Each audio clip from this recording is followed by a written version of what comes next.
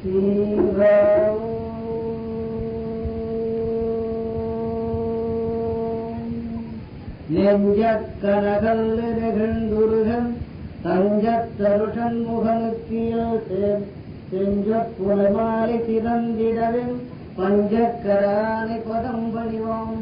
ஜெய் திருக்கைலாய புதிய முனி பரம்பரை சத்குரு மகாதேவா சரணம் சரணம் சரணம். அந்த சராசர குரு மகாதேவதைகளுக்கு அரோகரம். அந்த சராசர குரு மகாதேவதைகளே வரணம் வரணம் வரணம். ஆட்டு வித்தால் ஆடுகின்றேன், பாட்டு வித்தால் பாடுகின்றேன், கூட்டு வித்தால் கூடுகின்றேன், குடித்த உண்மை ஊட்டு வித்தால் உண்ணுகின்றேன், உள்ளேரென உறங்க வைத்தால் உறங்குகின்றேன், இச்சிறிய நாளாவது என்னேன். எல்லாம் வல்ல சக்தி ஸ்ரீரங்கா பரமேஸ்வரியின் திருவருளானையின்படி இச்சிறு கருவி முடிவில்லாத தலைப்பாகிய அட்டதிக்கு மலர்களும் அன்னை கோமதியும் என்னும் தலைப்பினை பற்றி பேசத் துவங்குகிறது ஈசன் இடியாப்ப சித்தர் திருவருளால். இரவாத கோமதி இணையடியை பாடி மறவாது வாழ்ந்த வாழ்க்கை தான் பிறவாதிருக்க வழி செய்து பாலர்க்கு உறவாக வந்து உயிர்நிலை அளித்தாளே என்றார் நீலகண்ட பரதேசி. நல்வினை செய்து நலம் தரும் கோமதி தாழ்பாடி வெவ்வினை தனை வேறறுத்து என்றும் நம் செய்வினை எல்லாம் கோமதி திருப்பணியாகி என் மெய்வினை சக்தி அவளுக்கு கடுமையாவதே என்றாரு கல்வெளி சித்தர். இன்னலை தீர்க்கும் இனிய கோமதி என்றும் இன்னருள் தந்திட்டார் திக்குவாளருக்கு அவர் எண்ணிய வாழ்வினை கணித்தவள் கருணையா விண்ணவரும் வணங்க வழி செய்தனரே என்றார் குப்பை சித்தர். ஆகவே எண்ணியது எண்ணியவாறு எண்ணியபடி நடத்தி தருபவள் அன்னை கோமதி என்று இதிலிருந்து தெரிகிறது சித்தர் வாக்கிலிருந்து. ஆனால் எத்தனையோ தெய்வங்கள் எண்ணிலா தெய்வங்கள் ஏற்புடையதா இருந்தாலும் அன்னை கோமதியை அனுதினமும் அண்டியவருக்கு அனைத்து காரியங்களும் செய்கின்றார். ஆகையினால்தான் கோமதி என்று பெயர் தெரியதை விட மாரியம்மன்னா தெரிஞ்சிடும், முப்பாத்தம்மன்னா தெரிஞ்சிடும், எல்லையம்மன்னா தெரிஞ்சிடும், கருமாரியம்மன்னா தெரிஞ்சிடும், காமாட்சி அம்மன்னா தெரிஞ்சிடும். இது அத்தனையே எல்லாருக்கும் தெரிஞ்ச பேர். என்ன அப்படி சொன்னாதான் புரியும். ஏன் என்று கேட்டீங்களா, இந்த அத்தனை நாமத்தையும் சேர்ந்தது ஒரே நாமம் கோமதி நாமம். ஏன் கேட்டா பசுல எல்லாவித தேவர்களும் வாசம் செய்கிறார். அந்த பசுக்கள் எல்லாம் முறையாக உற்பத்தி ஆனதற்கு காரணமே அன்னை பராசக்தியா இருந்த கோமதி தான்.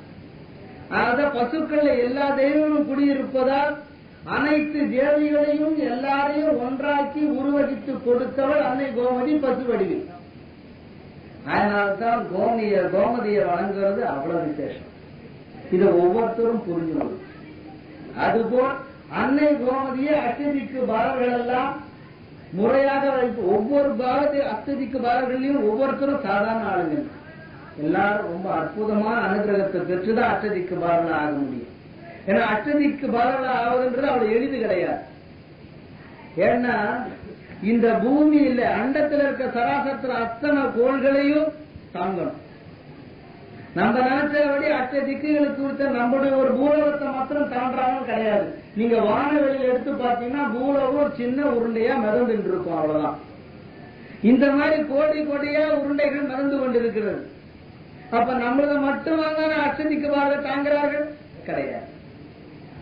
எத்தனையோ லோகங்களை அந்த தெய்வமானது தாங்குகின்றது. அதனால்தான் அஷ்டதிக்கு பாரர்களாக வருவதற்கு அவ்வளவு ஒரு கஷ்டம். எளிதில் அவ்வளவு ஈஸியா வந்துட முடியாது அஷ்டதிக்கு பாரர்களாக. ஆனா அஷ்டதிக்கு பாரர்கள் என்ற எண்ணத்தையே நாம் மறந்துடுறோம். ஏன்னா இன்னைக்கு நாம் செடியா நிக்கிறோம்னா அஷ்டதிக்கு பாரருடைய சக்தி நம்ம உடம்புல இருக்கு. இல்ல போனா நிச்சயமா வேலை செய்யாது. இதுக்குதான் ஒரு உதாரணமா சொன்னாக்கா அந்த பெராலிட்டி கட்டாக்குன்னு ஒண்ணு சொல்றோம், பார்த்த வாயுன்னு. அது அஷ்டதிக்கு பாரர்களிடையே ஒரு குறிப்பிட்ட சக்தி போனோம்னா அந்த பகுதியை பலம் இல்லாம இழந்துடும். அதனால்தான் பெராலிட்டி கட்டாக்கு வர்றதுக்கு வர்றதுக்கு காரணமே அஷ்டதிக்கு பாலருடைய அனுகிரகம் இல்லாம என்று தெரிஞ்சு கொள்ளலாம். அதற்கு காரணம் அஷ்டதிக்கு பாலர்ல எந்த பகுதியில் உடம்புல இந்த உடம்பையே 8 பகுதியா மாத்திடுறாங்க பெரியவங்க. அந்த 8 பகுதியா மாத்தினால்தான் எஞ்சான் உடம்புக்கு சிரசே பிரதானம் பெரியவங்க எழுதி வச்சாங்க. இந்த உடம்பையே 8ஆ மாத்திடுறாங்க, கூறு போட்டு 8 ஆக்கிடுறாங்க. சரி பாதியா எடுத்து குறுங்கு பாதி போட்டீங்கன்னா 4 துண்டு ஆகும். அதில் ஒவ்வொரு இதுக்கும் ஒவ்வொரு துண்டு போடுங்க. அப்போ உங்களுடைய தோள்கள் எந்த திக்கில் இருக்கிறது, கண் எந்த திக்கில் இருக்குது, புருவம் எந்த திக்கில் இருக்குதுன்னு கண்டுபிடிக்கலாம். அதனால்தான் யோகமே தத்துவமாயாகி அட்டதிக்கு வாள்களை உடலில் வைத்து தத்துவத்தை வித்தகத்தால் செய்த வினையை ஏதென்று சொல்லுவேன் ஐயா என்னாரு அகத்தியர். அதுபோல எம்பெருமான் திருவருளால் இந்த அஷ்டதிக்கு பாலருடைய தகுதியும் இந்த அஷ்டதிக்கு பாலருடைய நிலைகளையும் நம்ம புரிஞ்சுக்காது, இவ்வளவு நாள் புரிஞ்சுக்காது நம்முடைய தப்பு. இந்த உடம்புல அஷ்டதிக்கு பாலர்கள் இருக்கிறாங்க. அந்த அஷ்டதிக்கு பாலர்களுக்கு நாம் என்ன கைமாறி செய்திருக்கிறோம்? ஒண்ணுமே செய்தது கிடையாது. அந்த கைமாறி செய்வதற்காகத்தான் கோவில் திருப்பணியை செய்ய சொல்றோம். அந்த அஷ்டதிக்கு பாலர்களை கோவில் திருப்பணி செய்யும் போது ஒவ்வொரு திக்குகளிலும் ஒவ்வொரு தேவதைகள் இருக்குது. அதனால்தான் கோவில்ல ஒற்றை அடிக்க சொல்லியிருக்கிறாங்க. அது ஒற்றை அடிக்கும் போது கரெக்டா மூலைகள் எல்லாம் நிறைய மூலைகள் மாற்றும். அந்த மூலைகள் எல்லாம் மாற்றும் போது ஒவ்வொரு மூலைகளுக்கும் ஒவ்வொரு தேவதைகள் உண்டு. எதுவுமே பொய் கிடையாது. ஏன் காரணம்? நம்ம கண்ணால பார்த்துதான் மைய நம்புறோம், கண்ணால பார்க்காத பொய்ன்றோம். ஆனா கண்ணால் பார்க்காத ஒரு விந்து, கண்ணால் பார்க்காத ஒரு சோனிதம், இந்த இரண்டும் ஒன்றாய் கூடி ஒரு உயிர் உருவாகுது. அது எப்படி நினைச்சு பாருங்க. அந்த அந்த உற்பத்திக்கு காரணம் அஷ்டதிக்கு பாலர்கள் தான். ஏன்னா அஷ்டதிக்கு பாலருடைய கண்காணிப்பில் தான் அது உருவமாகுது. அதுபோல் ஒவ்வொருவரும் பிரசவம் பண்ணும் போது அவங்க தலைக்கிட்ட 12 தேவதைகள் நிக்கிறது. அந்த 12 தேவதைகள் நின்று என்ன வரத்தை தருகிறதோ அதன்படி பிரசவம். அதில் அந்த தேவதைகள் வரத்தை சிறிது மாற்றினாலும் சிசேரியன், போர்சப்ஸ், இதுதான் எழுதி வச்சிருக்காங்க. ஆதினால்தான் என்ன சொன்னாங்க, எல்லாரும் கர்ப்பம் தரித்த நாளிலிருந்து இறைவனை நிறைய வேண்டணும்னு சொன்னாங்க. இறைவன் என்ன வேணும்னு சொன்னாங்க? ஆண் வேணும் பெண் வேணும் என்று வேண்ட சொல்லவில்லை, சுகப்பிரசவம் வேணும் வேண்ட சொன்னாங்க. எண்ணிய அங்கு முடிய வல்லது உன் முன்னை வினையின் பயனே பிறக்கும் ஆண் பெண் பாரு. பின்னையே பிறக்கும் வண்ணம் தன்னையே தாக்கி தடுக்கும் வண்ணம் ஈசா எனக்கு நன்மையே பிரசவம் ஆக வழி செய்வாய். அதனால்தான் அஷ்டதிக்கு பாலகர்களுடைய ஒட்டுமொத்தமான சக்திகளை ஒன்றாய் சேர்த்தால் கோமதி ஒரு முறை. அது ஒரு பெரிய கதை. அஷ்டதிக்கு பாலர்களுடைய ஒட்டுமொத்தமான சக்தியை ஒன்றாய் சேர்த்தான். அந்த ஒன்றாய் சேர்த்த போது எவ்வளவு புண்ணியாத்மாக்களுடைய சக்திகள் பாருங்க. அந்த ஒன்றாய் சேர்த்து தூக்கி அதை பூலோகத்தில் போட்டாலும் அது பூலோகத்தில் அமர்ந்தது ஒரு இடத்துல. அந்த இடம்தான் இன்று எல்லாருக்கும் கர்ப்பத்தை காக்கின்ற கர்ப்பரக்ஷாம்பிகை. கர்ப்பத்தை காக்கிறதுக்கு ஒரு தேவதை நம்ம ஊர்ல இருக்கு. உலகத்தில் எங்க இருக்குதா சொல்லுங்க பாப்போம். அந்த கர்ப்பரக்ஷாம்பிகைன்ற இடம் அப்பதான் உருவாச்சா. அன்னை கோமதி போட்ட அஷ்டதிக்கு பாலன் அருள்பெரும் சக்திகள். அங்குதான் எம்பெருமானாகிய ஈசன் முல்லைவரநாதராக இருந்தார். எல்லாம் சுயம்பு மூர்த்தி சுவாமி. ஆகையினால்தான் அஷ்டதிக்கு பாலர்களுடைய சக்தியை பூரணமாய் பெற்று நமக்கு அருள்வாளிக்கின்றவள் கருகாக்கும் நாயகி. அதான் கர்ப்பம் தரித்தால் கருகாக்கும் நாயை வேண்ட வேண்டும் பெரியவங்க சொல்லி வச்சிருக்க. இன்னைக்கும் இருக்கு அந்த இடம். கர்ப்பரக்ஷாம்பிகை அம்பாளுக்கு. அதுபோல் எம்பெருமான் திருவருளால் ஒவ்வொரு காணலையும் ஒவ்வொரு தொலைக்கும் போது ஒவ்வொரு தேவதைகள் ஒவ்வொரு மாறி மாறி சேர்ந்துடும். அதனால்தான் ஒட்டரை கலைன்னு அதிர்ச்சியர் எழுதி வச்சார். கோவில்ல ஒட்டரை பறந்ததுன்னா அது எப்படி பறந்திருந்தா அது என்னன்னு தெரிஞ்சுக்கணும். நீ ரொம்ப அற்புதமான கலை. சும்மா போட்டு புசு புசுன்னு அடிக்கிறது பிரமாதம் இல்லை.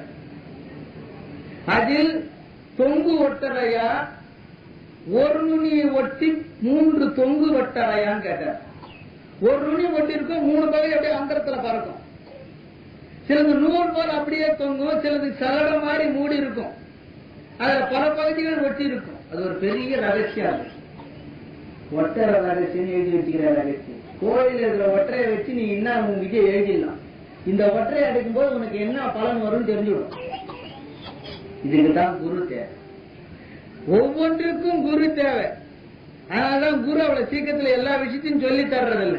சரி, இந்த வேலையை செய்வாங்கன்னா எவ்வளவு சின்சியரா செய்யறான்னு பாக்குறது உண்டு. பார்த்த பிறகு அந்த ஒற்றையினுடைய ஒவ்வொரு படர்ச்சி அது எப்படி படர்ந்திருக்குதுன்றது பொறுத்து இருக்கு. சிலது குழி படர்ச்சி, சிலது படம் படர்ச்சி, சிலது வீட்டு படர்ச்சி, சிலது படுக்கை படர்ச்சின்னு இருக்குது. ஒட்டரை மையமன் ஐயா 9 வருஷம் பேசுவேன். ஆனா அதனுடைய இதை தெரிஞ்சுக்கணும்னாக்கா செய்தாதான் அது தெரிஞ்சா நல்லா இருக்கும், செய்யாம தெரிஞ்சுட்டா எப்படி நல்லா இருக்கும். அது போல எம்பெருமான் திருவருளால் இவ்வளவு அற்புத சக்திகளை உருவாக்கி கொடுத்தவன் கோமதி. அதனால கோமதிக்கு அவ்வளவு ஒரு பெரிய சக்தி உண்டு. ஆதி பராசக்தியா இருக்கின்ற நமக்கு எல்லாரும் தெரிஞ்சபடி எப்படி லலிதா பரமேஸ்வரி தெரியும், எல்லாத்திற்கும் மூலகர்த்தா. லலிதா பரமேஸ்வரியே வணங்குகின்ற ஒரு தெய்வம் இருக்குது. அதான் தெய்வத்துள் தெய்வம், தெய்வம் வாங்கும் தெய்வத்துள் எல்லாம் தலைநரங்க. அந்த லலிதா பரமேஸ்வரி சர்வேஸ்வரி, அவதான் பூர்ணத்துவம், பராசக்தின்னு சொல்றது உண்டு. அவளே வணங்குறாள் ஒரு தெய்வம். அந்த தெய்வம் அவள் இன்னொருவளை வணங்குகின்றாள். ஆகவே திஸ் இஸ் கால்ட் இன்ஃபினிட். இங்கதான் போய் நீ தெய்வத்தை முடிப்போம் என்று நினைக்கின்ற எண்ணமே தவறு. அது போலதான் பெரியவர்களும் இவ்வளவுதான் இவங்களுக்கு சடங்கு நம்ம போய் முடிவு வச்சோம்னா அதுக்கு மேலேயும் இருக்கும். ஏன்னா அவங்களுடைய ரகசியம் யாருக்கு ரிஷி மூலம் என்று சொன்னார்கள். அது போல மகான்களுடைய ரகசியத்தை புரிஞ்சுக்க முடியாது. அந்த மாதிரி ஜெகன்மாதா ஆகிய கோமதி பரிபூர்ண அனுகிரகத்தை கொடுக்க விரும்பினால் பர்பரிகனுக்கு, கடோத்கஜனுடைய பையன் கிருஷ்ண பரமாத்மா,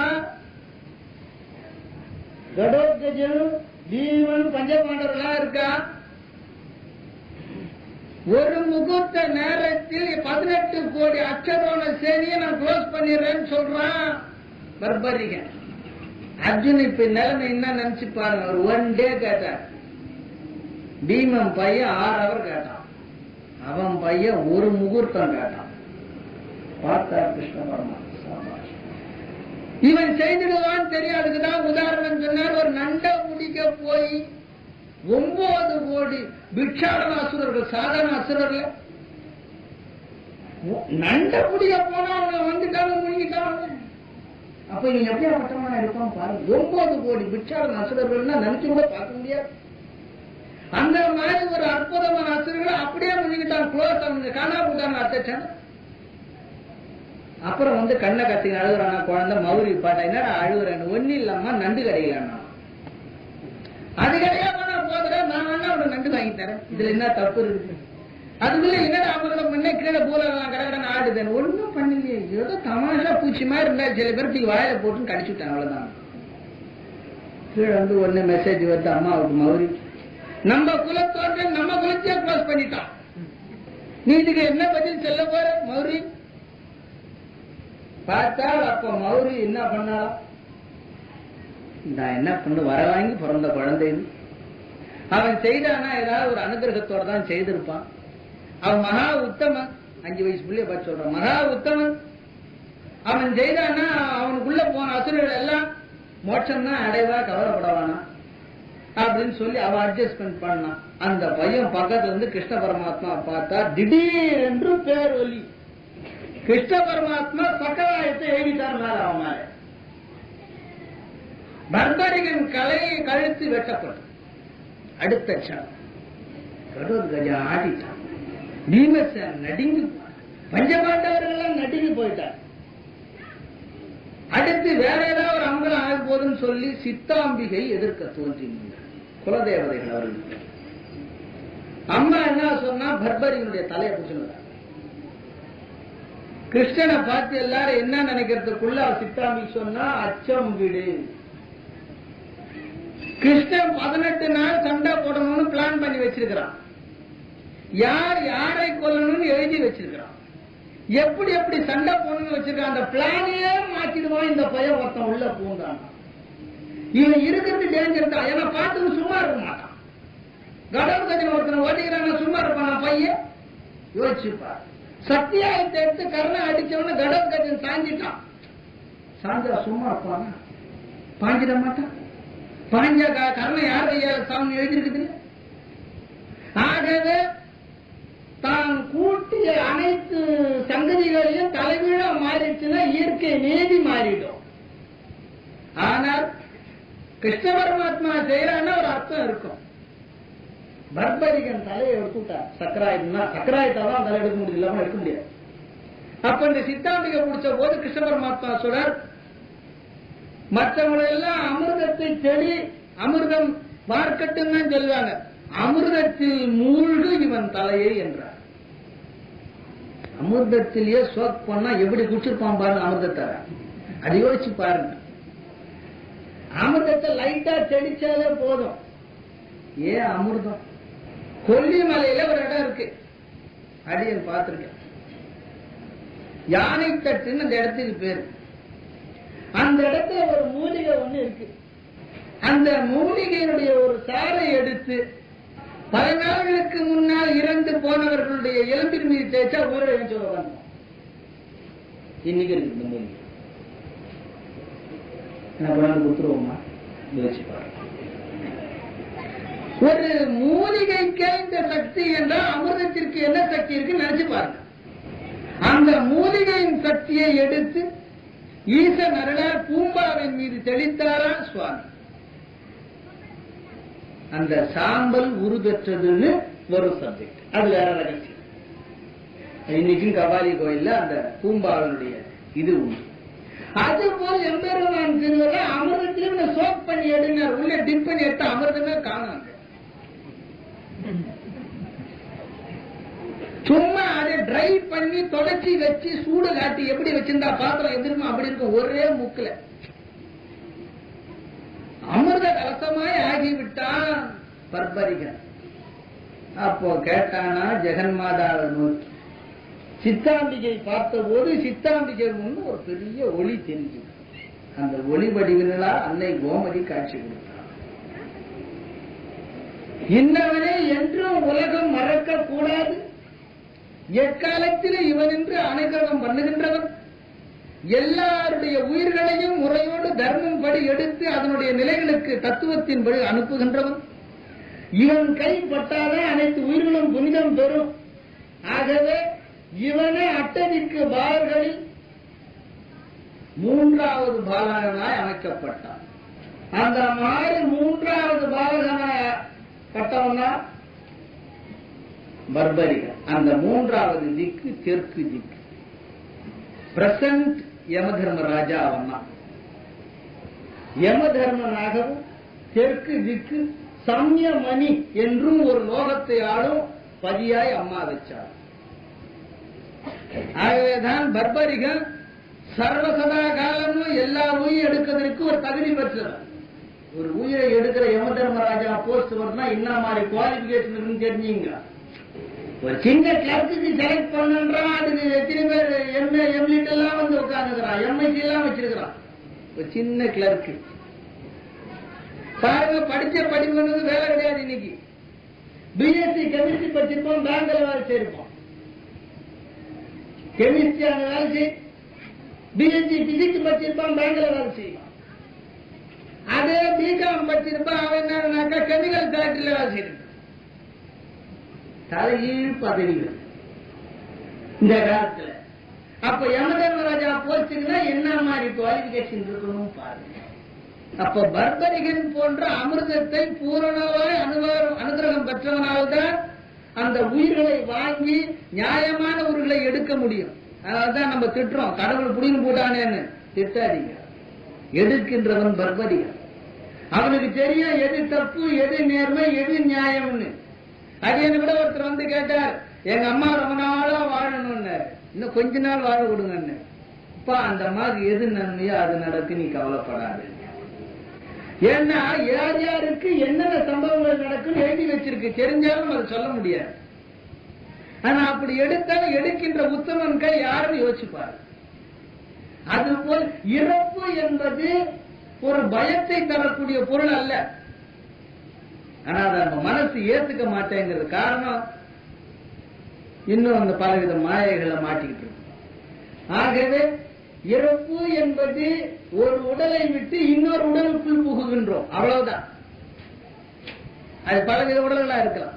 அதுபோல் அந்த தெற்கு திக்குக்கு யம தர்மராஜானாய் ஆளும் பகுதி அவர் தான் ஆளுன்னு இருக்காரு. இப்போ துவாபரம் முடிஞ்சு கலியுகத்தில் அவர் தான். இன்னும் பல கோடி சதுரயுகங்கள் ஆளப்போகின்றவர் பர்பரிகன் தான். ஆகவே அவனே அச்சதிக்கு பாலகனாய் ஆக்கினார் அன்னை கோமதி. இந்த உத்தரவு கொடுத்தவனும் பர்பரனுக்கு ஒரு ஆசை, அம்மா நான் என்னப்பா நாட்டிக மகிமையால் எப்படி எல்லாம் அடிச்சேன், என்ன பிரமாதமா சண்டை போட்டேன். ஆனா அவங்க யார் யார கொண்டாங்களோ அவங்க பெருமையை எடுத்து பேசிட்டு இருக்காங்க. அப்போ என்ன பண்ணாரா ஒரு பெரிய சிரிப்பொலி. அப்பதான் நான் பர்பரிகன் தலை மேல இருந்து பார்த்து அடே எல்லாரும் திரும்ப கிருஷ்ண பரமாத்மா சொன்னார், ஆமா ஆமா இவனை மறந்தே போயிட்டுமே சண்டையில. பர்பரிகா எப்படி சண்டை நடந்ததுன்னு அவன் சொன்னான், ஒரே ஒரு ஆள் தான் சண்டை போட்டான், ஒருத்தனுமே சண்டை போடலன்னா. என்னடா இப்படி சொல்லிட்டு, ஆமா ஏன் அப்படி சொல்றேன், ஆமா நான் பார்த்தேன்,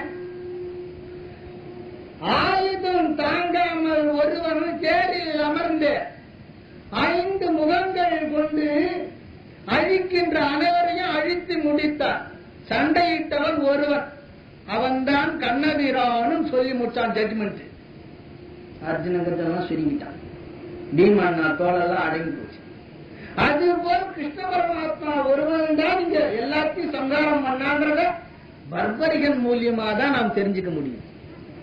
அதனால்தான் கிருஷ்ணன் தான் எல்லாத்துக்கும் காரணகர்த்தான்றதை காட்டுறதுக்காக பர்பரிகன் சாட்சியாயிருக்கு. அன்னையிலிருந்து அவன் தான் டே ஆஃப் ஜட்ஜ்மெண்ட்டுக்கு தகுதியான ஆளுன்றதுக்கு இது ஒரு எவிடன்ஸ். அதுபோல் தென்திசை அதிபதியாய் எம்பெருமான் அருளால் நிற்கப்பட்டு, அதான் தெற்கு திக்கிலே என்னென்ன செய்யணும்ன்ற ஒரு இதுகள் இருக்கு. தெற்குல வாசல் வைப்பது உண்டு, ஆனா எல்லாருக்கும் தெற்கு வாசல் அமைவது கிடையாது. எல்லாருக்கும் தெற்கு வாசல் அப்புறம் ஊர்ல தெற்கு தான் இருக்கு, எல்லாமே வேற வாசல் கிடைக்காது. அதே போல் யார் யாருக்கு என்னென்ன வாசல் சிறந்தது என்றது அவர் குருல நாடி தெரிஞ்சுக்கணும், அது ரொம்ப முக்கியமானது.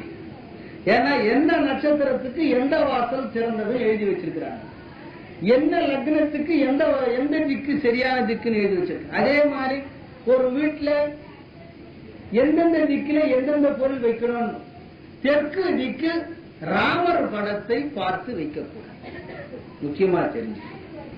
ஏன்னா தென்னிலங்கைகள் முடிகள் சிந்து வித்தாய் செம்பொன் சேர்ந்து ஆழ்வார். ஆகவே ராமருடைய படமானது தெற்கு திக்கு நோக்கக்கூடாது. அவ்வாறு தெற்கு திக்கு நோக்கிய ராமர் படம் வீட்டில் வச்சிருந்தா மனவேதனைகள் அதிகமா வர சந்தர்ப்பம். ஆகவே தெற்கு திக்கு எம்பெருமானாகிய சக்கரவர்த்தி திருமகனை வைக்கக்கூடாது சாஸ்திரம் சொல்லுது. அதற்கடுத்து எம்பெருமான் திருவருளால் படுக்கை அறை தெற்கு திக்கா இருந்தாலும் கிழக்கு மேற்காதான் படுக்கணும். தெற்கு திக்கு எந்த காரணத்தை கொண்டும் படுக்கக்கூடாது, வடக்கு திக்கில் எந்த காரணத்தை கொண்டும் படுக்கக்கூடாது. ஆனா தெற்கு திக்கு சூழ்நிலை இப்ப இருக்கிற காலத்துல நம்ம எந்த இடத்துல எப்படி வாழணும்னு சொல்ல முடியாத காலம் இது. இதுல திக்குகள் பார்க்க முடியாது. அப்படி தெற்கு திக்கில் படுக்க வேண்டிய நிலைமை ஏற்பட்டார் பர்பரிக சுத்த சாந்தியாய நமகா என்று சொல்லி படுக்க வேண்டும். அது ஒரு முறைகள் வச்சிருக்கிறாங்க பெரியவங்க. ஆகவே எம்பெருமான் திருவருளால் தெற்கில் தங்களுடைய புது வஸ்திரங்களை வைக்கலாம். பழைய வஸ்திரங்களை அப்படின்னா டிஸ்கார்ட் பண்ண வஸ்திரங்கள், பழைய வஸ்திரம் டிஸ்கார்ட் பண்றேன்ற சனமே அது டிஸ்போஸ் ஆயிடணும், அதை வச்சுட்டு இருக்கப்படாது. ஆகையினால் அது அது வரைக்கும் பார்த்துட்டு இருக்கும். எப்போ டிஸ்போஸ் பண்றோமோ அதை கரெக்டா திக்க மாற்றி வச்சு எடுத்து டிஸ்போஸ் பண்ண. தெற்கில் வைக்கக்கூடாது பழைய துணிகளை ஒன்று. அதற்கு அடுத்து நாம் புதிதாக வாங்கிய பொருள்கள் எதா இருந்தாலும் தெற்கு திக்கில் வைக்கணும். ஃபர்ஸ்ட் வாங்கினதை தெற்கு திக்கு காட்டிடும். ஏனென்றால் பித்ருலோகம் தெற்கு திக்கு வழியாய் போகின்றதா. ஆகவே நாம் வாங்குகின்ற பொருள்கள் எல்லாம் நாம் அனுபவித்த பிறகு இது முறையாக பிதர்களுடைய ஆட்சியாய் போய் சேர வேண்டியவர்களுக்கு போய் சேரணுன்ற ஒரு நியதி. தவறாக போய் சேர்ந்து விடக்கூடாது என்பதற்காக தெற்கை வைத்து இது பண்ணுவது. அதற்கு அடுத்து சவரம் பண்ணா தெற்கு திக்கு பார்த்து சவரம் பண்ண சவுனத்துல சொல்றாங்க. கிழக்கு திக்கு பார்த்து சவரம் பண்ணக்கூடாது. பெரிய எழுதி வச்சிருக்கிறாங்க. இதெல்லாம் பெரிய வீட்டுல இருக்கிற அம்மா அப்பா சொல்லி தரணும் குழந்தைங்களுக்கு. நாளைக்கு உங்க பையங்களுக்கு நீங்க சொல்லி கொடுங்க. அதான் நானே சொல்லித்தேன் அப்படின்னு சொல்லாதீங்க. வாஜார சொல்லிட்டாரு, நான் ஏண்டா சொல்லித்தேன், நீ குறிச்சு வச்சுக்காம குழந்தையா போறான். அது போல கிழக்கு பார்த்து சவரம் பண்ணக்கூடாது. ஏன்னு கேட்டீங்கன்னா கிழக்கு திக்கில இருந்து சூரிய கலைகள் நிறைய வருவதால் வளர்ச்சி நேரம். அதுல இந்த ரோமங்கள் அது வெட்டப்படக்கூடாது. அதனால்தான் தெற்கு பார்த்து சவரம் பண்றது. சவரத்துல சவுன மகிமன்னு அது பெரிய சப்ஜெக்ட். அதற்கு அடுத்து எம்பெருமான் திருவருளால் தெற்கு பார்த்து அழுக்கு துணி துவைக்கக்கூடாது. கரெக்டா கிணத்துக்கிட்ட உட்காந்து தெற்கு பார்த்து குங்குமம் மஞ்சள் அதிர்ச்சி கருத்தர் மித்து அப்பா கழித்த ஆடைகளை குறித்து இதற்கு பார்க்க வைத்து குமிக்கி எடுப்பாள் பாரு. அழுக்கது போகுமோ இல்லை அங்கிருக்கும் பிதிர் சாபமே வந்துடும் பாரு. அழுக்கு வச்சு நம்ம இது பண்ணோம்னா பிதிர்களுக்கு துன்பம் கொடுக்கிற மாதிரி, நம்முடைய மூலாளிகளுக்கு அவமதிப்பு கொடுக்கிற மாதிரி. அதெல்லாம் தெற்கு வச்சு இது பண்ணக்கூடாது. துணி துவைச்சா மேற்கு பார்த்து செய்யணும், கிழக்கு பார்த்து கூட செய்யக்கூடாது. ஏன்னா ஆரம்பம் தான் கிழக்கு, முடிவு மேற்கு. அதனால்தான் மேற்கு திக்கு பார்த்து செய்யணும். எங்க பாத்ரூம் அப்படி செட்டப் பண்ணலன்னா நான் என்ன பண்றேன்னு கேட்காதீங்க, பார்த்து செய்யணும். ஆகவே எம்பெருமான் திருவருளால் ஒன்னொன்னுத்தையும் ஒரு விசேஷம். எண்ணெய் தேய்ச்சி ஸ்நானம் பண்றச்ச தெற்கு திக்கு பார்த்து உட்காந்து ஜலம் விடணும் தலையில. இதெல்லாம் ரொம்ப தெரிஞ்சு விட வேண்டியது. அதே மாதிரி கூந்தலை பின்னும் போதும் கிராப்பு வாரும் போதும் தெற்கு திக்கு பார்த்தா வாரும். எங்க வேணா நின்னத்துல கூந்தலை பின்னக்கூடாது, எங்க வேணா இருந்து தலை வாரிக்கூடாது. ஆனா ரொம்ப கவனமா இருக்கு. அதுபோல் தெற்கு திக்கு செய்ய வேண்டியது இன்னும் 10 வருஷம் பேசக்கூடிய சப்ஜெக்ட். அதுபோல எம்பெருமான் திருவருளால் பர்பரிகன் மகா உத்தம நிலையை அடைந்தான். தெற்கு திக்கு அதிபதியாகி சம்யமணி ஆளும் பதி ஈஸ்வரனாய் இருந்தான். அப்போது அவனுக்கு அளிக்க இப்ப பிரசன்ட் அவருடைய நாமம் ஈஸ்வரப்பன் என்பது அவருடைய நாமம். முதல்ல பவன், அதுக்கடுத்து சர்வன், இப்ப ஈஸ்வரப்பன். இவ்வாறு உத்தம நிலைகளை முறையாக கழிந்த காலையில் இத்தனை சப்ஜெக்டையும் முறையாக தெரிஞ்சிருந்தார் ஒரு உத்தம ரிஷி. அந்த ரிஷிதான் காசியப ரிஷின்னு பேர். பர்பரிகனுடைய உண்மையான தத்துவங்களையும் தர்மதேவனுடைய அனுகிரகத்தை பூரணமாய் பெற்று மகா உத்தம ரிஷியாய் இருந்தார் காசியப ரிஷி. அவர் தான் அந்த பர்பரிகனுடைய ரகசியத்தை நமக்கு தெரிவிச்சார். அதனால்தான் அந்த தெற்கு திக்கில் காசியப ரிஷிக்குன்னு அந்த காலத்தில் அக்னிஹோத்திரிகள் ஒரு தீபம் ஏற்றி வச்சிருப்பாங்க. ஆனா இப்ப அதெல்லாம் கிடையாது, போயிட்டு. ஏன்னா என்ன வேலை, இதே வேலை, என்ன வேலை விற்கிது, சாப்பிடறதுக்கு நேரம் பத்தில விளக்கு போறதுக்கான நேரத்தில் செஞ்சிடலாம். ஆனா கடலெண்ணெயில விளக்கு ஏற்றுவான், ஏற்றாதீங்க. அதான் அதுல மங்கள தீபம் அதில் எழுதிருக்கு. எந்த எண்ணெயில தீபம் போடணும், சீப்பா கிடைக்குதேன்னு நம்ம சீப்பா போயிடுறதுக்கு ஏற்றக்கூடாது. ஆகவே எம்பெருமான் திருவிழா காசியப ரிஷிக்காக தீபம் போட்டு வைத்திருந்தார்கள் ஒரு குறிப்பிட்ட காலத்தில், குறிப்பிட்ட ரகசியத்திற்காக. அதை முறையா குருவை கேட்டு தெரிஞ்சுங்க, ஏன் போட்டாங்க, எதுக்காக போட்டாங்க. ஏன்னா அதுல பல ரகசியங்கள் இருக்கு, நம்ம தெரிஞ்சுக்கணும். சரியை கிரியை யோக ஞானத்துல வர சப்ஜெக்ட் இதெல்லாம் தெரிஞ்சுக்கணும். அது போல அந்த காசியப ரிஷி அனைத்து அனுகிரகத்தையும் பூர்ணமாய் பெற்றவர். அவருக்கு நீண்ட நாளாக தன்னுடைய ரகசியங்களையும் தான் பெற்ற படிப்பினையும் சொல்லணும் அப்படின்னு ரொம்ப நாளா தபஸ் இருந்தார். கடவுளை வேண்டி பல நாள் தபஸ் இருந்தார். ஜெகன்மாதா திருவருளால் அன்னை கோமதி அருள்வாக்கா, உனக்கு ஒரு குழந்தை பிறக்கும், மனிதனாய் தேவையா ஒரு கேள்வி. எப்படி பாருங்க கேள்வி. மனுஷன் மனுஷன் தானே கேட்பான். கலியுகம் மாதிரி அண்ணன் இந்த கேள்வி கேட்டு எழுந்து உட்கார்ந்து விட்டார். அடடே இதுக்கு என்ன பதில் சொல்றது?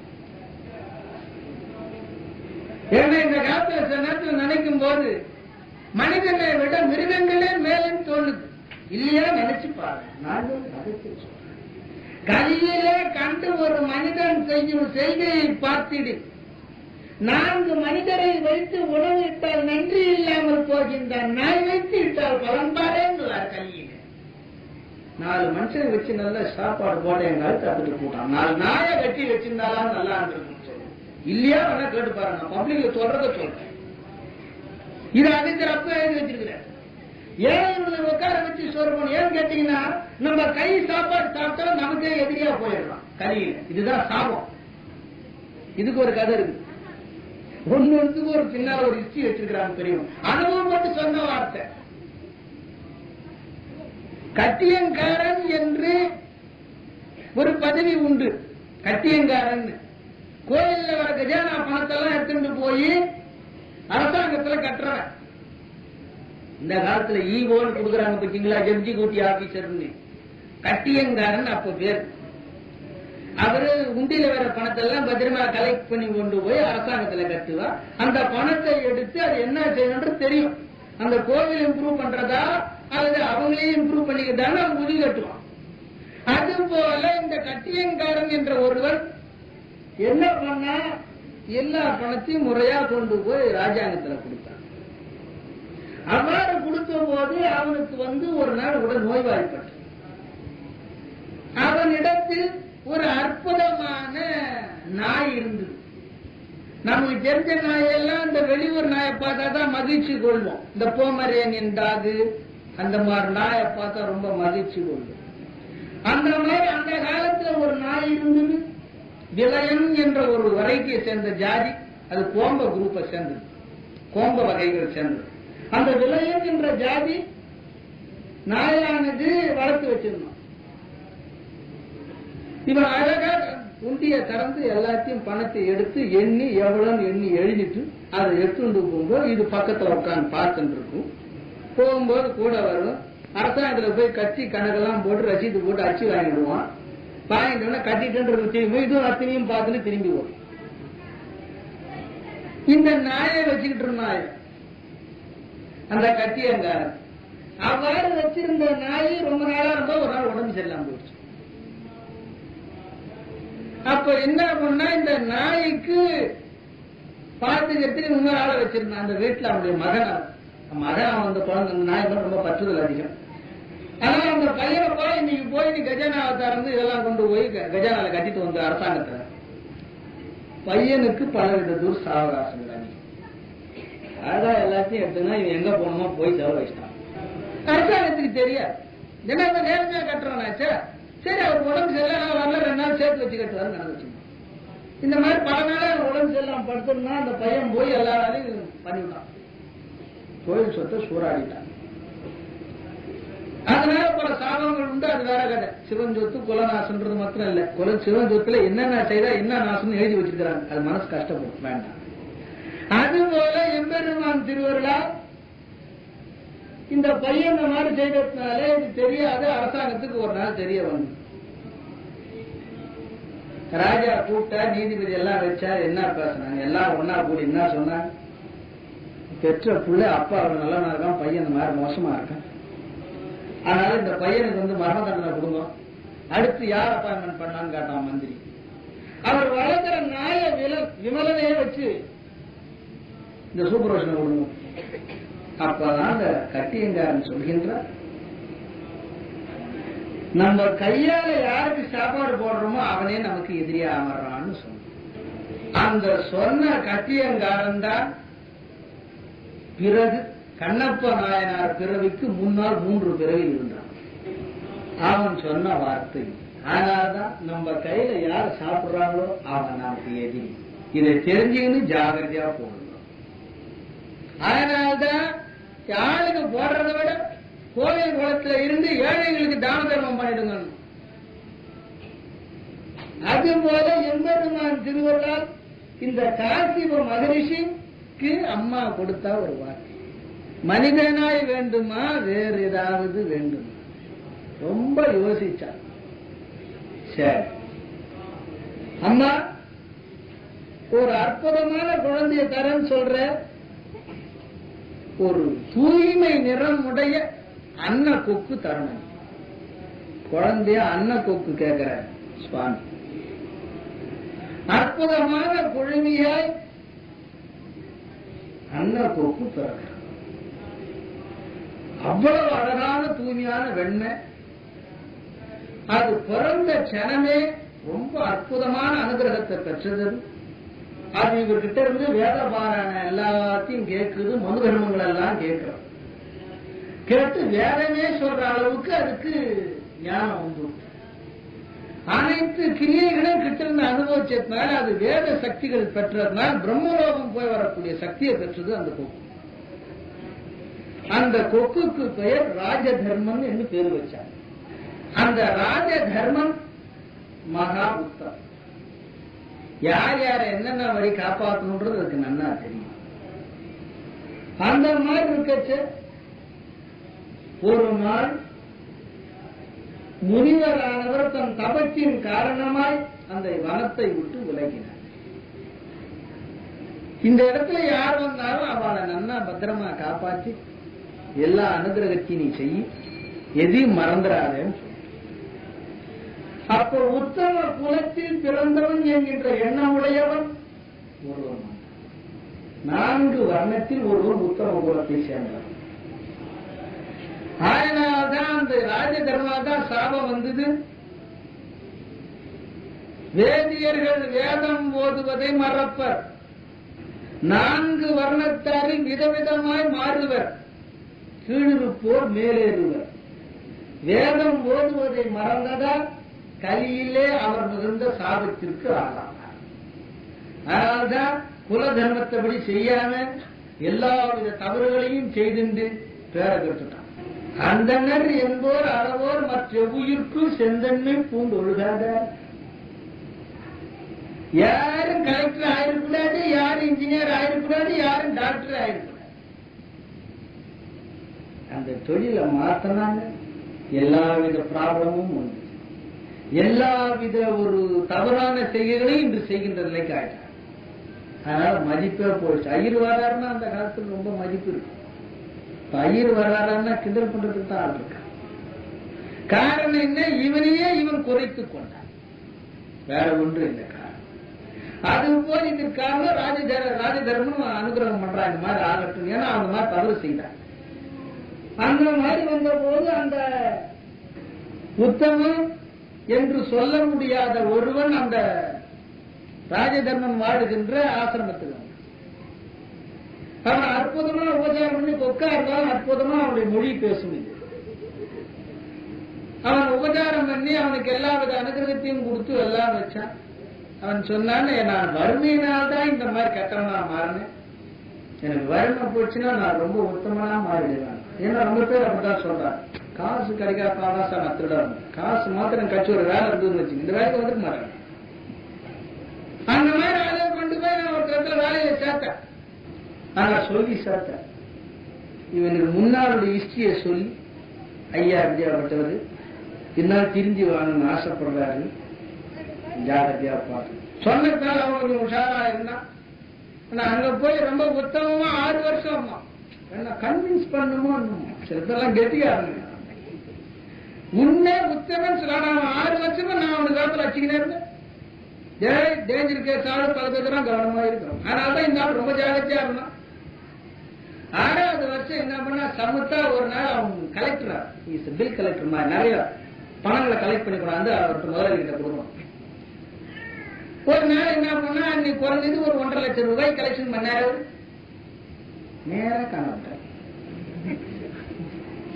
ஆகவே அப்புறம் என்ன பண்ண, இந்த மனுஷன் சொன்ன, இந்த மாதிரி முதல்ல 6 வருஷமா சொல்லிட்டு இருந்தேன், நீ கவலைப்படாது, 1.5 வருஷமா தான். ஆனா 1.5 வருஷமா 6 வருஷமா சம்பளம் முடிச்சாங்க, சம்பளமே கொடுக்கலாமா, அந்த துட்டு கலெக்ட் ஆகி போச்சு, போதும் விட்டுடு, சோறுதான் போட்டுக்கிறான். நினைச்சு பாருங்க, 6 வருஷமா மாசத்துக்கு 300-400 ரூபாய் சம்பளம் வச்சிருந்தா கூட எவ்வளவு ரூபாய் வரும்னு பாருங்க. வந்தவரிங்க லாபம், ஏதோ சோறு போட்ட கடை முடிஞ்சு போச்சு, போயிடு, உன் கையால சாப்பிட்டா உங்களுக்கு எது ஞாபகம் வச்சுட்டு விட்டுடுங்க. அது போல சில பேர் சொல்வாரு, நான் ரொம்ப உத்தம, எனக்கு குழப்பினாலும் தான் மாறிட்டேன். நான் நினைக்காதீங்க, இவன் உடலில் இவன் புத்திய ரத்தத்திலே ஊறி போச்சு. அவெல்லாம் திருந்துவான்னு நினைக்கிறது ரொம்ப கஷ்டமான காரியம். அது போல எம்பெருமான் திருவள்ளுவர் குலத்தலவே ஆகுமான் குணம் அப்படின்னு எழுதி வச்சார். அதுபோல் எம்பெருமான் திருவள்ளுவர் இந்த ராஜதர்மன் அற்புதமாக அவனுக்கு எல்லா உணவும் படைச்சான். எனக்கு ரொம்ப பண வசதி இல்லை, அதனால கஷ்டப்பட்டேன் போது ராஜதர்மன் அற்புதமான தனக்கு தெரிஞ்ச ஒரு நண்பர்கிட்ட அனுப்பிச்சு ஏராளமா சொத்தை கொடுத்து அனுப்பிச்சான்.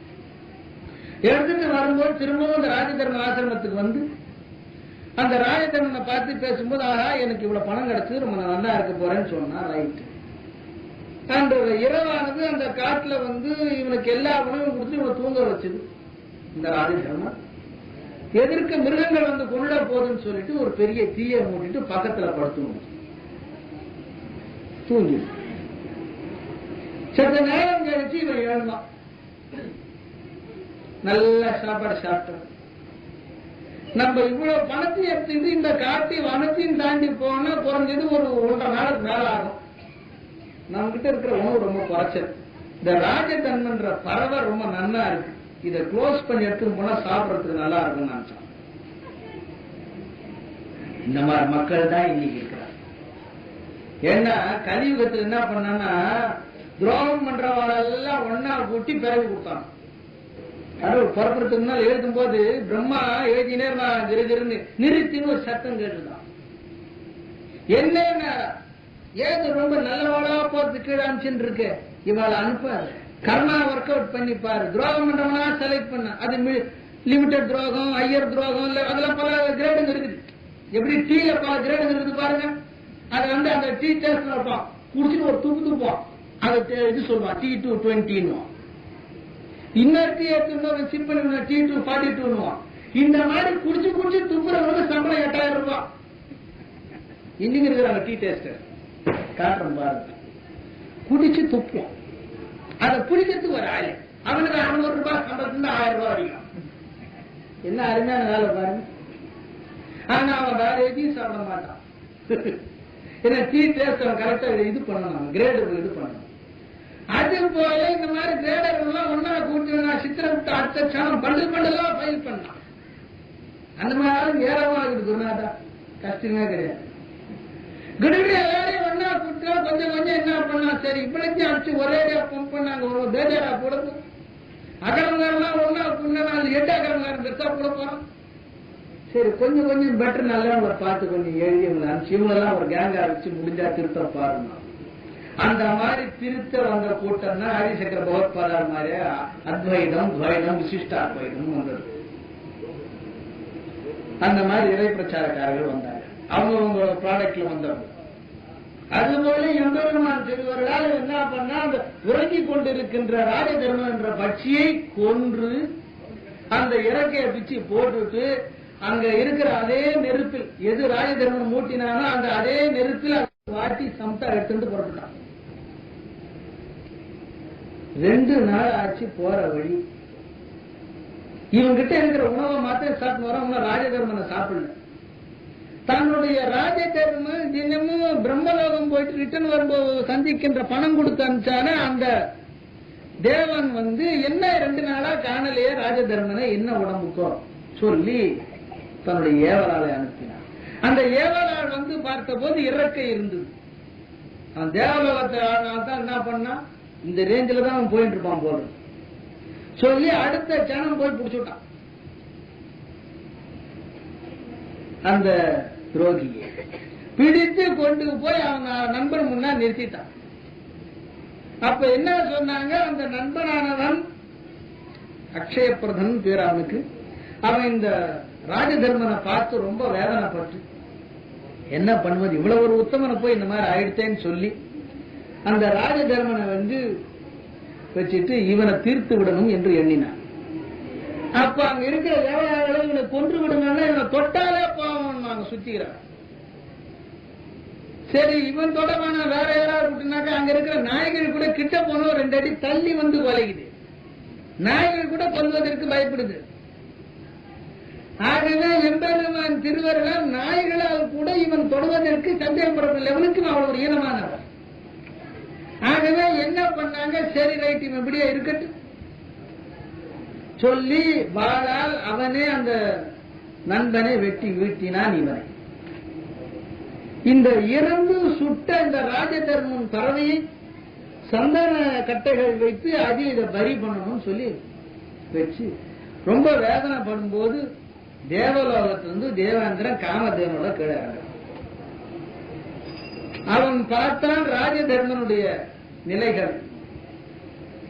அப்போது காமதேவனுடைய வாய் நுரையில் ஒரு சிறு பகுதி அந்த ராஜதர்மனுடைய உடல்ல பட்டு திரும்ப ரக்கைகள் முளைச்சு எழுந்துட்டான். ஆனா எழுந்த உடனே என்ன பண்ணா விவரங்கள்லாம் தெரிய வந்து இந்த மாதிரி பண்ணிவிட்டாங்க. அப்ப அவன் என்ன கேட்டான், பரவாயில்லை இவன் செய்ததற்கு காரணம் இவன் இல்லை.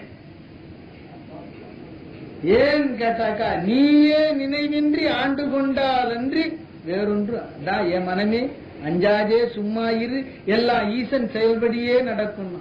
இதை ஃபாலோ பண்றது ரொம்ப கஷ்டமான காரியம். ஆகவே எம்பெருமான் திருவருளால் அவனை ஒன்றும் குற்றம் காட்ட வேண்டாம், அவனையும் எழுப்புங்கள் காமதேனுவேன் கேட்டது இந்த ராஜதர்ம பறவை. எவ்வளவு ஒரு கனிவான உள்ளம் பாரு. ஆனா இந்த மாதிரி கனிவான உள்ள இந்த காலத்துல வரக்கூடாது. அதனாலதான் இது ரொம்ப காலத்துக்கு முன்னால் வந்து சொன்னது. ஆகவே இந்த மாதிரி கனிவோடு சொன்ன போது இந்திரன் மகிழ்ந்து அவனையும் நல்வழிப்படுத்துவதற்காக எழுப்பினான். அவ்வாறு இருந்த ராஜதர்மன் பெருந்த மகிழ்ச்சியுடன் தன் தகப்பனாயிரம் இந்த சங்கதியை சொன்னான். இந்த கார்த்திக மகரிஷி, அப்பா மனிதனாய் பெற்றிருந்தால் இந்த மாதிரி ஒரு அறிவுடை நிலையில செய்திருப்பானா? அம்மா கேட்டதுக்கு எனக்கு மனிதனா வேண்டாம் ஏதாவது பறவையா கொடுன்னு கேட்டதனுடைய புண்ணியத்தை நீ காப்பாற்றி விட்ட. ஆகவே இத்துடன் உன்னுடைய புண்ணியம் முடியாது, நீ பூரணமாய் ஆக வேண்டும். நீ பூரணமாய் ஆக வேண்டும் என்றால் உனக்கு அடுத்து ஒரு பிறவி தருவோம் சொல்லி அவங்க அப்பா அந்த தர்ம பக்ஷிய அடுத்த பிறவி வேடுவ பிறவியாய் கொடுத்தார். அந்த வேடுவ பிறவியாய் அவன் பிறந்தான். அந்த பிறந்த போது காசிப ரிஷிக்கே பிறந்தான் வேடுவன். ஆனா இவன் பிறந்தவுடன் அவர் இவனை எடுத்து வளர்க்கவில்லை. ஏன்னா பூர்வீக ஞானம் இருக்கும், இவனை காப்பாற்றிக்கிட்டான். அந்த குழந்தைய இருந்த இடத்திலேயே விட்டு அவர் புறட்டு போயிட்டார் அந்த இடத்துல. அப்போ தனித்தே மிருகங்களால் வளர்க்கப்பட்டவன் இந்த ராஜதர்மன். இந்த ராஜதர்மன் இப்ப இருக்கிற பேர் வேடவனா இருக்கின்ற பெயரானது விப்ரதன் பேர். இந்த விப்ரதன் என்ற வேடுவன் தானாக மிருகம் கூட்டத்தில் வளர்ந்த அந்த காலத்து டாசான். அந்த மாதிரி வளர்ந்ததுனால ரொம்ப அற்புதமா வேட்டைகள்லாம் ஆடி வாழ்ந்துட்டு இருந்தான். இப்பயே போக முடியுமா? எப்போதுமே கடவுள் தான் விரும்புகின்றவர்களை தவறும் செய்ய விட மாட்டார். ஒண்ணு, நம்ம ஒரு தப்பு செய்யறோம்னா கடவுள் நம்மளை விரும்பலன்னு தெரிஞ்சுக்கலாம். ஒரு எளிமையா புரிஞ்சக்கூடிய ஒரு ஐடியா தான் கலியுகத்துல. நாம் ஒரு தவறு செய்கின்றோம்னா கடவுள் நம்மை விரும்பவில்லை, அதனால தவறு செய்யறோம். ஆனா நாம் ஒரு தவறு செய்ய போகும்போது அது தடுக்கப்பட்டால் கடவுள் நம்மை அப்பொழுது விரும்புகிறார் என்று தெரிந்து கொள்ளுங்கள். இதான் கலியுகத்தில் ஒரு ஷார்ட் குழு. நம்ம ஒரு தவறு செய்யணும்னா நிச்சயமா தெரிஞ்சுன்னா கடவுள் விரும்புறவங்க, அதனால இந்த தவறு செய்யறது நீ மனசு வருது உண்டு. இல்லவன மனசு வராது. ஆகவே எம்பெருமான் திருவருளால் இவன் வேடனா இருந்தானே ஒழிய இவன் அடிக்கிற பட்சியெல்லாம் அடிக்கும் போது அது என்னன்னா இயற்கையிலே பிராணனை விட்டு பொத்துன்னு விடுது. இவன் அடிச்சு சாகப்படல. அதுதான் பியூட்டி. அங்க இவன் அம்பு எடுத்து அந்த பட்சி அடிக்கலான்னு அடிக்கும் போது அம்பு போறதுக்குள்ள அந்த பட்சி சாதாரண டொப்புன்னு கீழே விழுந்துடுது. அப்போ இவன் பிணத்தை தின்றான். அவ்வளவுதான். தானாக இயற்கையில இறந்த பட்சிகளை உணவா ஏற்றுட்டான். இந்த மாதிரி இருந்துட்டே இருக்கும் போது என்ன ஆச்சு, அந்த காட்டுல ஒரு நாள் இவன் உறங்கிட்டு இருக்கான். உறங்கும் போது கனவில் அன்னை கோமதி காட்சிட்டார். ரொம்ப ஆச்சரியமா இருக்கு. அம்மான்னு எழுந்து நமஸ்காரம். அப்ப அவ சொல்றா, விப்ரதா, காய்ந்த மர கிளையை அற்புதம் ஆக்குவாய் ஆனை முகத்தானா, அன்றே உனக்கு சித்தினா. காய்ந்த மரக்கிளையை அற்புதம் ஆக்குவாய் ஆனை முகத்தானா, அன்றே உனக்கு சித்தி என்ற மறந்துட்டு அதுக்கப்புறம் எனக்கு ஒன்னும் புரியல. இது என்னடா இது? அன்றிலிருந்து அந்த காட்டுல மழை பெய்யறது கிடையாது, பஞ்சம் வந்துட்டு ஒரு பட்சி இல்லை. அதனால இவன் வேட்டையாடுறதுக்கு சான்ஸ் எல்லாம் போயிட்டு. ஆனா அங்கிருந்து ஊர் பக்கமா இவன் பிழைக்கலன்னா இவனுக்கு படிப்பறிவும் கிடையாது, எந்தவித பணமும் கிடையாது. ஆகவே என்ன பண்ணலாம்னு ரொம்ப நேரம் யோசிச்ச போது தோணுச்சு, மனுஷனுக்கு எந்த வேலையும் தெரியாம போனா பைனலா என்ன பண்ணுவான், ஊரா விட்டு பணத்தை தொடலாம்னு எண்ணம், கொள்ளை அடிக்கலாம். பைனலா வர கன்க்ளூஷன் அவனுக்கு இருக்கப்பட்டது ஏராளமா இருக்குது, கொஞ்சம் என்ன குறைஞ்சு போட போறான்னு நினைக்கிறான். ஆகவே கொள்ளையடித்து வாழலாம் என்ற எண்ணத்தை பூண்டான் விப்ரதன். அவ்வாறு வாழும்போது விப்ரதனுக்கு ஒரு ரிஷி எதிர்க்க வந்தார். அவரை பார்த்தான். இவருக்கு ரிஷியும் தெரியாது, இவன் பணக்காரனும் தெரியாது, ஏழையும் தெரியாது. அந்த வழியா எவனோ ஒருத்தன் வந்துட்டான். இவரு பழைய காவி துண்டுகளை வேற தோல் மூட்டையா நம்ம பெருசா எடுத்துன்னு வர்றாரு. ரைட், இவரை அட்டாக் பண்ணலான்றத விட முதல்ல மனசு தோணுச்சான், இவரை கூப்பிட்டு ஏதாவது சாப்பாடு போட்டோம்னா அதுக்கப்புறம் இவரை அட்டாக் பண்ணலான்னு. ஏன் கேளுங்க, இது முன்வினையில் தான் அனுபவித்தது அப்படியே மைண்ட்ல இருக்குது. இது வேற ஒண்ணு இல்லைங்க. அதனால்தான் என்ன எண்ணத்தோடு இதை சொல்லும் போது ஒரு சம்பவம், தர்மராஜா பீமசேன மகாராஜா எல்லாம் நல்லா உட்காந்து சாப்பிட்டு இருக்கான், அற்புதமா சாப்பிடுறான். அப்படி சாப்பிடும் போது ஒரு பிச்சைக்காரன் அம்மா தாயே பிச்சை போடுன்னு கேட்டான். உடனே தர்மராஜா என்ன பண்ணார், வலது கையில சாப்பிட்டு இருக்காரு, இடது கையில ஒரு வெள்ளி டம்ளர் எடுத்து கையில் டவுன் கொடுத்துட்டாரு. தெய்வம் பார்த்தான், தர்மம் தெரிஞ்சவர் இடது கையில தானம் பண்ணக்கூடாதுன்னு உங்களுக்கு தெரிய வேண்டாமா? எவ்வளவு ஒரு அதர்மமான ஒரு காரியத்தை செய்துட்டீங்க, செய்த தர்மம் பலிக்காம போயிடுமே, இந்த மாதிரிலாம் துரோகம் எல்லாம் செய்யக்கூடாது, நீங்க செய்யறதா சொல்லி கண்ணாமண்ணா வைய ஆரம்பிச்சுட்டான். அப்ப தர்மராஜா சொன்னார், பீமா நீ சொன்னதெல்லாம் கரெக்ட், வேற ஒன்றில்ல, எனக்கு இடது கையில தர்மம் பண்ணுன்ற புத்தி எனக்கு கிடையாது, இடது கையில எடுத்து கொடுக்கணுன்ற புத்தி எனக்கு கிடையாது. ஏன் நான் அந்த மாதிரி செய்தேன்னு கேட்டேன்னா, நான் கைய ஆரம்பிச்சு சுத்தமா ஏஞ்சி கொடுக்கறதுக்குள்ள என் குரங்கு மனசு மாறி போச்சுன்னா, வெள்ளிக்கிண்ணு ஏன் கொடுக்கணும், ஒரு கித்திரியா எடுத்து கொடுக்குறான்னு யோசிச்சேன்னா, அந்த புத்தி என் புத்தி குரங்கு புத்தி, அவர் புத்தி குரங்கு புத்தி இல்ல, நம்ம புத்தி, என் புத்தி குரங்கு புத்தி.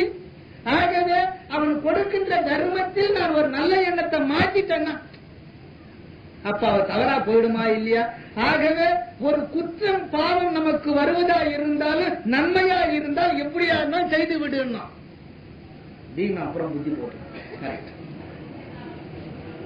அது போல எம்பெருமான் திருவருளால் முன் வினையால் இவன் தர்மம் பண்ணி அவனுக்கு துரோகம் பண்ணதுனால அந்த துரோகம் பண்ண இறந்த போது அந்த நினைவோடு இருந்த நினைவு இவனுக்கு இப்ப வந்துட்டு. உடனே என்ன பண்ண, சரி எதா கிடைக்குதான்னு சொல்லிட்டு சில கிழங்கு அதுக்கு சாமியாருக்கு ஏற்ற மாதிரி இவனுக்கு கிழங்குலாம் கிடைச்சிது. எதையோ நோண்டி கிண்டி எல்லாத்தையும் எடுத்து கொண்டாந்து வைக்கிறான். அப்பா அவருக்கு நான் பார்த்தாரப்பா, சாப்பாடு போடும் போது எப்படி போடணும்னு ஒரு முறை இருக்குது, நான் அப்படிதான் சாப்பிடுவேன். நம்ம என்ன பண்றோம், முறையோட நம்ம சாப்பிடுறோமா யோசிச்சுக்கலாம்.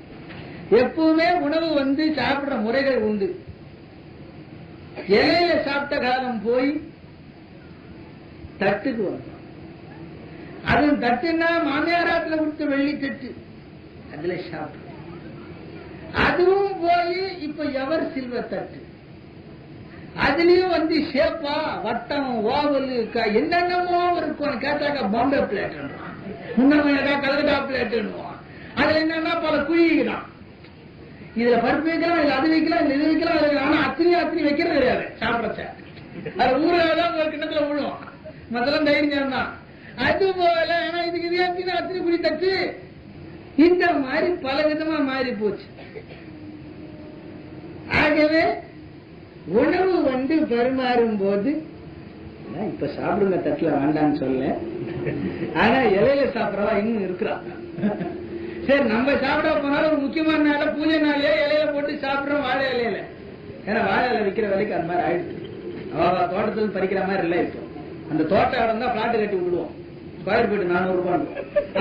எவ்வளவு திருவருளால் இலை போடுறது இது ரொம்ப பேர் தெரிஞ்சுடுறோம்.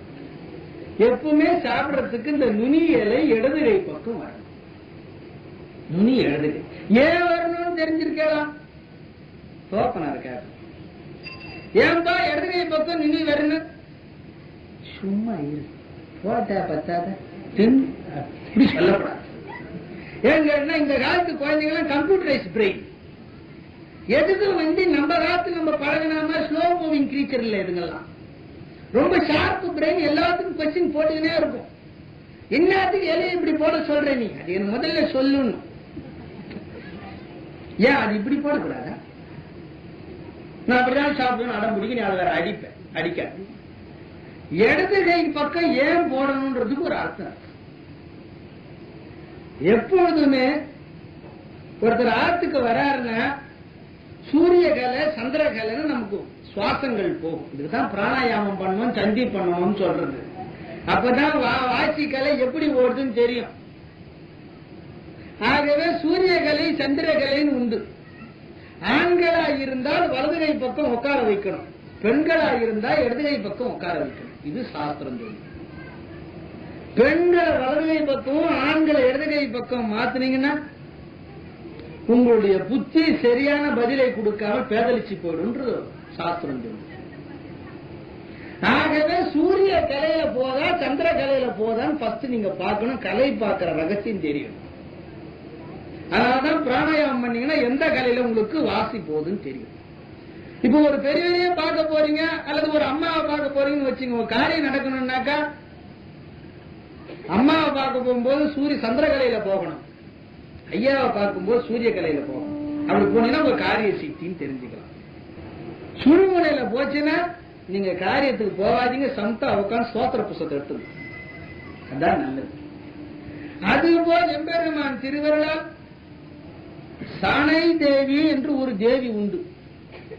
அந்த தேவி இந்த வாழை மரத்துக்கு உரித்தானவள். அவள் எப்பொழுதுமே பித்ருகளால் நாம் கொடுக்கிறத பித்ருகளுக்கு வாங்கி கொடுக்கிறாள். அதுக்காக அவள் நியமிக்கப்பட்டவள் அந்த சனை தேவி. இதெல்லாம் வந்து தேவதா உபாசனையில வர்றது. அந்த தேவியானவள் எப்பொழுதுமே இடது கை பக்கம் இந்த இலை போட்டோம்னா அங்க வந்து உட்கார்ந்துக்கிறாள் அந்த நுனியில. அதனால்தான் இடது நுனியில் சனை அமர்ந்து நிற்பாள், எடுக்கும் உணவில் ஒன்று பகுதியால் வைத்துள்ளேன். அதனால்தான் சாப்பிடறதுக்கு முன்னால கொஞ்சம் பிசைஞ்சு இடது கை பக்கம் கொஞ்சம் வச்சு விடுறது உண்டு. எத்தனை பேர் செய்றீங்க? போட்டவன்னு சாப்பிடறதுதான் தோணுது, அதை பாத்தி கட்ட தோணுது. அவன் அடுத்த சப்ளை வர்றதுக்கு இதை உறிஞ்சி முடிஞ்சு எல்லா பணம் அடுத்த சப்ளை அவன் கொடுக்க மாட்டான். அதனால என்ன ஸ்பீடு இருக்குன்னு தெரியுமா? சாப்பிடுற பஞ்சில போய் உட்கார்ந்து பாத்தீங்கன்னா அவன் சாப்பிடுற ஸ்பீட பார்த்தான்னா மயக்கமே வந்துடும். ஏன் காரணம் கேட்டீங்கன்னா அடுத்த ஐட்டம் மிஸ் ஆகுன்ற எண்ணம் முதல்ல போறதுக்கு முன்னாலே பாம் பண்ணிக்கிறான். ஆனா இருக்கிற அத்தனை ஐட்டம் சாப்பிட்டு தலை இழைய வயிற்று வெளியே விட்டுருணும், அது வரைக்கும் விடக்கூடாதுன்னு வச்சிருக்கான். ஆகையினால் உணவு உண்ணும் போது இவ்வளவு பிரச்சனைங்க இருக்கு. அப்போ ஒரு புடியை எடுத்து அந்த இடது பக்கம் வச்சுடணும். அந்த இடது பக்கம் வைக்கிறதுக்காக அந்த இடது நுனியில் தான் அந்த சனை தேவி வந்து அமர்வார். அவ்வாறு வைக்கின்ற இதானது நாய்களுக்கோ பட்சிகளுக்கோ மிருகங்களுக்கோ எறும்புகளுக்கோ போய் சேரும் அந்த வைக்கிற ஒரு பொருள். அப்பதான் அது பிதர்களுக்கு அந்த இது அவிர்வாகம் கொடுத்த மாதிரி. ஆகையினால இடது பக்கம் தான் நுனி வைக்கணும்னு அர்த்தம் சொன்னா பெரிய.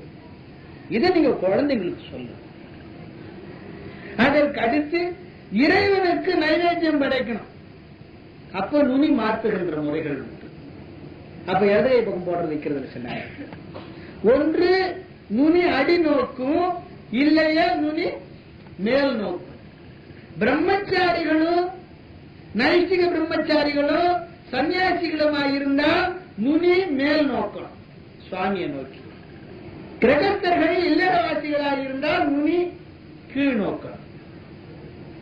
பரிமாறும்போது 3 இலை போடு 6 இலை போடுன்னு சொல்றாங்கல்ல வரவுகார, எப்படி போடணும் புச்சா சொல்லுவான். அது போல இந்த நுனிகள் கீழ் நோக்கணும். ஏனென்றால் கீழ் நோக்கும் போது இறைவனுக்கு படைக்கும் போது நடு ஏரியாவில தான் சுவாமிக்கு நைவேத்தியம் முதல்ல படைக்கிறான். ஓரத்துல படைக்கிறதுல, நுனியில படைக்கிறதுல, இந்த எண்டுல படைக்கிறதுல நடுவுல போடுவான். இந்த நடுவுல போடுறது எதுக்குன்னு கேட்டாக்கா, இந்த 6 சுவாகா, அபானாய சுவாகா, உதானாய சுவாகான்னு சொல்லி 6 சுவாகா சொல்லி 6 பேருக்கு சாப்பிடுறது உண்டு. அதுல அந்த 6 தேவதைகளும் நடுவுல அமர்தான். 2 2 ஒரு குறி போட்டு ஒவ்வொரு இதுலயே 2 2 உட்கார்ந்து அதுல அமர்தான். அதெல்லாம் இந்த ஸ்வஸ்திகா மாதிரி போட்டு செய்யறது உண்டு. அந்த நடுவில் அமர்த்தினால இந்த உடம்பில் இருக்க அத்தனை ஒவ்வொரு ஓட்டைகளுக்கும் இந்த உணவுக்கு உரித்தான தேவதைகள் திருப்தி அடையன்றதுக்காக அந்த மாதிரி போடுறது. அதற்கு அடுத்து நுனியை கட் பண்ணிட்டு இந்த வாரத்தையும் கட் பண்ணிட்டு ஒரு நிறைய திண்டு வச்சு போடுவான் இலைய. அது டிஃபன் இலைன்னு சொல்றது உண்டு. உங்களுக்கு டக்குன்னு புரியணும்னா எப்படி பொட்டல நூலோ அதே மாதிரி டிஃபன் இலைன்னு பேர் உண்டு. அதுக்கு டிஃபன் இலை நம்ம சாஸ்திரம் சொல்ல பிரம்ம பகுதன் பேர். அதுக்கு பிரம்ம பகுத இலை போடுன்னு சொல்றது உண்டு. ஆனா பிரம்ம பகுத இலை போடுறது கிடையாது, யாரும் சொல்றது கிடையாது. டிஃபன் இலை போடணும் ஆகி போச்சு. அது போல அதில் பாதி ஒரு தண்டு இருக்கு. அந்த தண்டை என்ன பண்ணுவோம், அந்த விரல நகம் வச்சுப்பாங்க, ஒரு கீ போட்டு போடுவாங்க. அந்த மாதிரி போடும்போது அந்த இலையை இப்படி போடுறதா அல்லது இப்படி போடுறதான்னு ஒரு தண்டு முன்ன வரணுமா தண்டு கீழே வரணுமா ஒரு டவுட் வந்துடும். புரியுதா உங்களுக்கு? எப்பொழுதுமே உணவு பரிமாறும் போது நம் வயிற்றை நோக்கியபடி அந்த நுனி இருக்கணும், தண்டு மேல் பகுதியில் இருக்கணும். ஏன்னா தண்டு எப்படி போட்டோம்னா வயிற்றுக்கு அது தடங்களாய் நிற்கிறதா. சின்ன இலை பரிமாறல இவ்வளவு ரகசியம். இதெல்லாம் அம்மாவுக்கு பொண்ணு சொல்லி தர்றது அந்த காலத்துல. அது போல் ஏன் அந்த மாதிரி போன்னு கேட்டீங்கன்னாக்கா, தடுப்பு கிடையாதா. உணவு பரிமாறும் போது அந்த தண்டு தடுக்காதா. உணவு போடும் போது சகன சாஸ்திரம் உண்டு. உட்காந்துருக்கவும் பார்ப்பாங்க அந்த காலத்து பெரியவங்க. எப்படி அம்மா பொண்ணை கூப்பிட்டோன்னு அம்மா ஏதாவது பச்சி சொச்சி சப்ளை பண்ணணும்னு இலை போடும் போது இந்த பொண்ணு என்ன பண்ணி சாப்பிடணும்னு போட்டா சாப்பிடக்கூடாதுன்னு போட்டா, தண்டு பகுதி போட்டா அந்த பொண்ணு தகுதி இல்லையா, பொன் செலக்ஷன். ஏன்னா என் வயிற்றுக்கும் சாப்பாட்டுக்கும் இடையே ஒரு தண்டு நிக்குது. அதனால திருத்தி போட்டு போடணுமா, தண்டு பகுதி மேல நிக்கணுமா. கிரகஸ்தனா இருந்தா சன்னியாசியா இருந்தா தண்டு பகுதி கீழையும். ஏங்கள் அளவோட சாப்பிடு, கிடைச்சதுன்னு சொல்லி நிறைய சாப்பிடாதே. இந்த தண்டு சொல்லுதான் அந்த ஞானிக்கு. பாருங்க ஒரு இலையில எவ்வளவு கருத்துக்களை வச்சிருக்கிறாங்க. அதான் வாழல சாப்பாடு, இப்ப தையல்ல சாப்பாடு ஆயிடுச்சு. அது போல போடணும் டிஃபன் இலைய. அது பட்சணங்களா இருந்தால் இந்த மாதிரி போடணும். ஆனா அந்த இலையிலேயே உணவு பரிமாறக்கூடாது.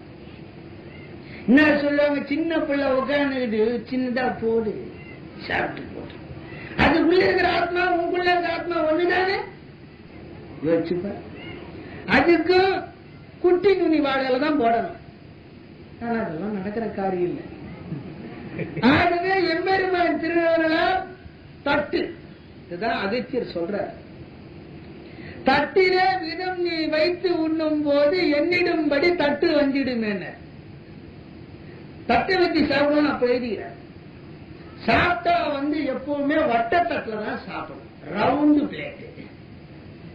ஏன் கேளுங்க, இததான் இந்த வட்டத்துல என்ன கேட்டீங்கன்னா, விட்டது குறைகள் குடல் வட்டன வட்டம் கட்டி வாகை நிலை என்னும் ஜேவி வட்ட வடிவினா சுற்றி சாப்பிடுறது வழியா போய் அது குடல் வழியா சுற்றி மலை வழியா வெளியே வரணும். அதனால வட்ட தட்டுல தான் சாப்பிடணும். ஓவர் அதாவது எழுதிக்கிறேன்.